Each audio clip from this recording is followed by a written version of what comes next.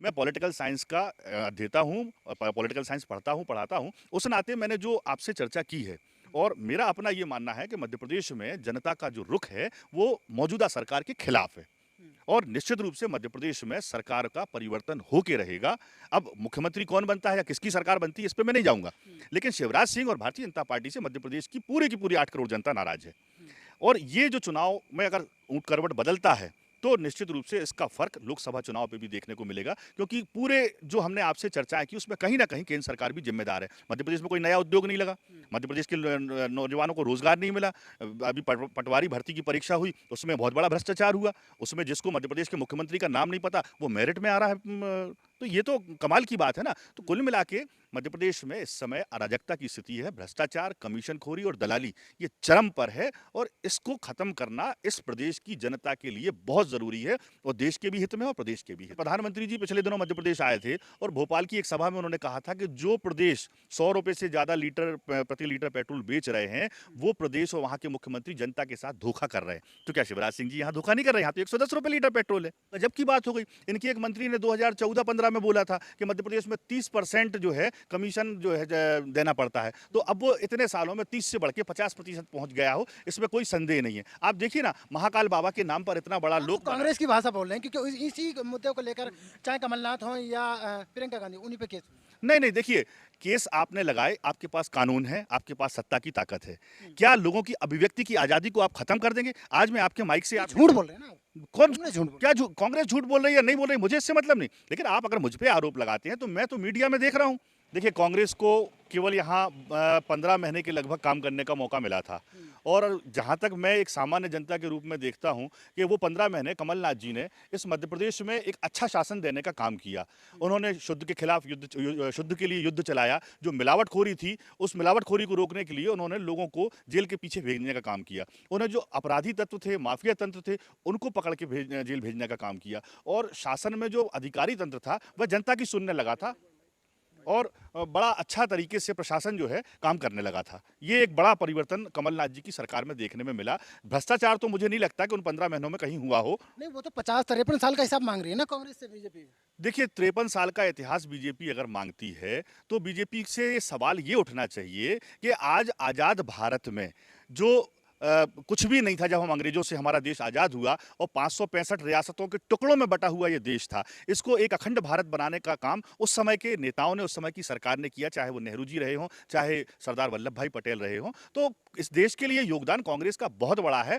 फिर आप ये देखिए कि हमारे पास ना सिंचाई के साधन थे, ना हमारे पास उद्योग धंधे थे, ना हमारे पास सड़कें थीं। तो ये किसने दिया? क्या अमित शाह जी के नाना जी आए थे या नरेंद्र मोदी जी के नाना जी आए थे? किसी ना किसी कांग्रेस के जितने भी प्रधानमंत्री रहे हैं, उन्होंने इस देश के लिए इतने लंबे समय तक काम किया, तभी तो सरकार में बने रहे, नहीं तो जनता उनको उखाड़ के फेंक देती। लेकिन वो तो आरोप लगा रहे हैं कि कांग्रेस ने करप्शन के अलावा कुछ नहीं किया।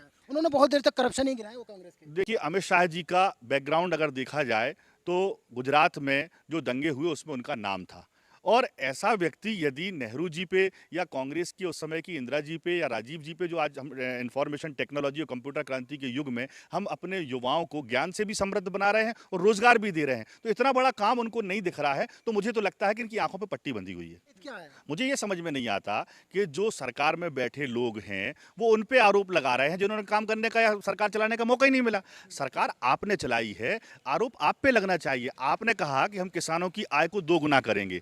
जब ये सरकार में नहीं थे, 2014 के पहले मध्य प्रदेश में किसान की आय लगभग 45-47 रुपए थी। आज घट के लगभग 23 रुपए प्रतिदिन प्रति किसान आ गई है। तो किसान की आय तो आधी हो गई। रोजगार की अगर हम बात करें, तो यहाँ का नौजवान रोजगार के लिए दर-दर भटक रहा है। आज ही भोपाल में एक बड़ा आंदोलन हुआ है जिसमें बैंक मित्र सरकार ने बनाए थे और मोदी जी ने 5,000 रुपए महीना इनको स्टाइपेंड देने की घोषणा भी की थी। लेकिन 2014 से लेके आज तक उन्हें 1 रुपया भी नहीं मिला। 2 करोड़ रोजगार हर साल देने की बात नौजवानों की थी। मुझे लगता है कि 9 सालों में 18 करोड़ लोगों को रोजगार मिलना चाहिए था। लेकिन देखने में ये आ रहा है, व्यावहारिक रूप से देखा जाए, तो जिस तरह से इन्होंने सरकारी कंपनियों को बेचने का काम किया और निजी उद्योगपतियों को सारी व्यवस्थाएँ सौंप दी, तो रोजगार तो घटे हैं। लोगों को तो रोजगार मिल नहीं रहा, उनका शोषण हो रहा है। गरीब और गरीब हो रहा है। जो युवा है, वो भटक रहा है रोजगार के लिए, पलायन कर रहा है। यहाँ तक कि आत्महत्याएँ बहुत ज़्यादा युवाओं में बढ़ गई हैं डिप्रेशन के कारण। आप राजनीति को बहुत नज़दीक से देखते हैं, क्या लगता है? उन्होंने कहा है कि जो कांग्रेस के शासन में यहाँ पर जो बजट था वो माइनस में जाता था और यहाँ अब इस वक्त 3 लाख करोड़ से ज़्यादा है। सच्चाई क्या? देखिए, बजट कम या ज़्यादा जाना किस बात पे निर्भर करता है? विकास पे। और विकास का जो मूल आधार होता है वो लोगों को सुविधाओं से होता है, ना कि बिल्डिंगों से। भारतीय जनता पार्टी में बिल्डिंगें बनाने के लिए, पुल बनाने के लिए और बड़े बड़े बांध बनाने के नाम पर करोड़ों रुपया खर्च हुआ। और उन बांध का क्या हुआ? केरम डैम का जो उदाहरण है हमारे मध्य प्रदेश में कि 1 साल में वो बांध टूट गया, सड़कें पूरी उखड़ गई, बिल्डिंगें झरझरा के गिर रही हैं। तो ये पैसा जो है भ्रष्टाचार की बलि चढ़ा है। और जिस तरह की बात पिछले दिनों ग्वालियर के ठेकेदार और रीवा के ठेकेदार ने कही है कि उनको 50% कमीशन देना पड़ रहा है, तो ये तो गजब की बात हो गई। इनकी एक मंत्री ने 2014-15 में बोला था कि मध्य प्रदेश में 30% जो है कमीशन जो है देना पड़ता है। तो अब वो इतने सालों में 30 से बढ़ के 50% पहुंच गया हो, इसमें कोई संदेह नहीं है। आप देखिए ना, महाकाल बाबा के नाम पर इतना बड़ा लोग कांग्रेस की भाषा बोल रहे हैं क्योंकि इसी मुद्दे को लेकर चाहे कमलनाथ हो या प्रियंका गांधी, उन्हीं पे केस। नहीं नहीं, देखिए, केस आपने लगाए, आपके पास कानून है, आपके पास सत्ता की ताकत है। क्या लोगों की अभिव्यक्ति की आजादी को आप खत्म कर देंगे? आज मैं आपके माइक से आप झूठ बोल रहे हैं ना आप। कौन कांग्रेस झूठ बोल क्या कांग्रेस झूठ बोल रही है या नहीं बोल रही, मुझे इससे मतलब नहीं। लेकिन आप अगर मुझ पे आरोप लगाते हैं तो मैं तो मीडिया में देख रहा हूं।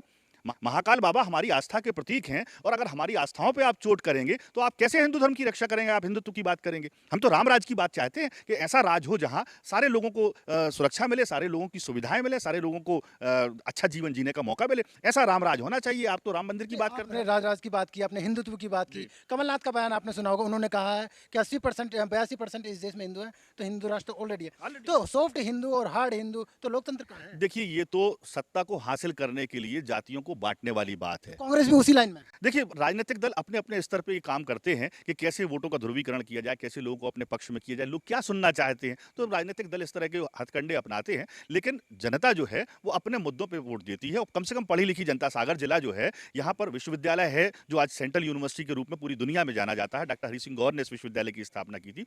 ये सबसे ज्यादा पढ़े लिखे लोगों का शहर है साहब।